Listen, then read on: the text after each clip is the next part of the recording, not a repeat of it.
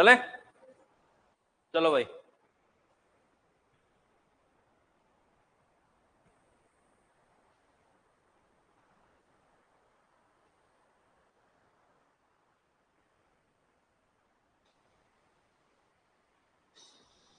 ग्राहक ढूंढ रहा है क्या? ग्राहक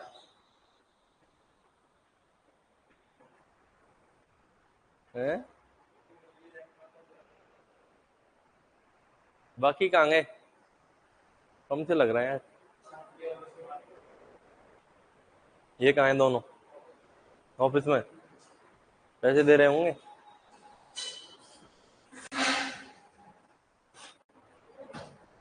गुड मॉर्निंग, राधे राधे। चलो बेटा हेडिंग डालो, डीएनए की द्विकुंडलिनी संरचना। डीएनए की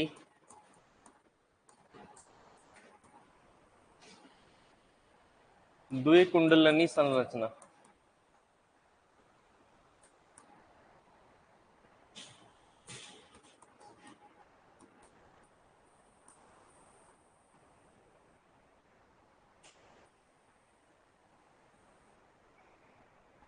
double helical model of DNA.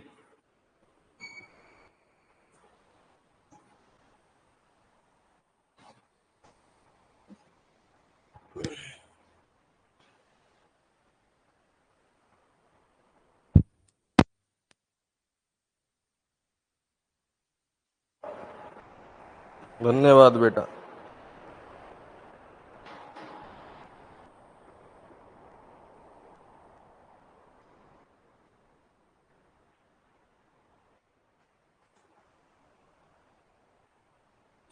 डाली बेटा हेडिंग, पढ़े? चलो भाई आ जाओ। तो डीएनए की द्विकुंडलिनी संरचना, double helical model of the DNA अपन पढ़ रहे हैं। मतलब डीएनए की संरचना कैसी होती है, डीएनए किसका बना होता है, कैसे बना होता है, सारी चीजें देखनी। इधर ध्यान दो बेटा,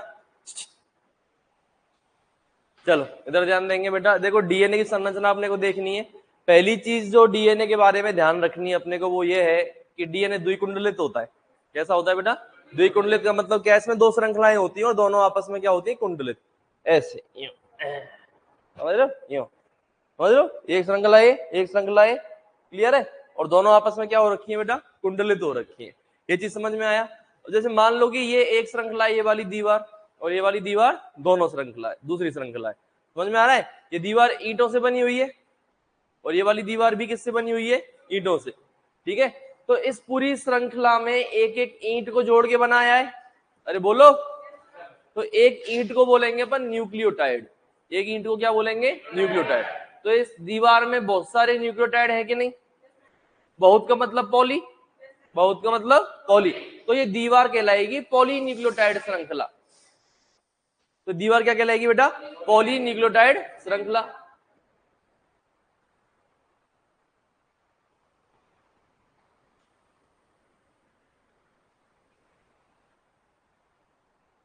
ये दीवार क्या कहलाएगी बेटा? पॉली न्यूक्लियोटाइड श्रृंखला। ये वाली दीवार भी क्या कहलाएगी? पॉली न्यूक्लियोटाइड श्रृंखला। तो अपन कह सकते हैं कि डीएनए में कितनी पॉली न्यूक्लियोटाइड श्रृंखलाएं होती हैं? दो। और दोनों आपस में क्या रहती हैं? कुंडलित। एक पॉलीन्यूक्लियोटाइड ये रही और दूसरी पॉलीन्यूक्लियोटाइड ये रही, और दोनों श्रृंखलाएं आपस में क्या हैं? अरे बोलो ना, कुंडलित है कि नहीं? कुंडलित, ठीक है ना? चलो एक चीज और ध्यान रखना, ये ऐसे कुंडलित हैं, ऐसे। कैसे? ऐसे। ऐसे का मतलब समझ रहे हो? उल्टी एक दूसरे की, है ना? अगर ये वाली 3 से 5 है, 3 से 5, तो ये वाली क्या है? 5 से 3, 3 से 5, 5 से 3, यूं कुंडलित है ना? यूं, समझ रहे हो? तो इसको बोलते हैं पूरक। क्या बोलते हैं? पूरक। पूरक मतलब कॉम्प्लीमेंट्री, कि दोनों जो श्रृंखलाएं हैं, दोनों जो स्ट्रैंड्स हैं, वो एक दूसरे की कॉम्प्लीमेंट्री होती हैं, पूरक होती हैं। पूरक का मतलब एक 3 से 5 है, दूसरी क्या है? 5 से 3। अरे बोलो ना, क्या बोलोगे बेटा? कि डीएनए कितनी? दो पॉली क्या? Poly nucleotide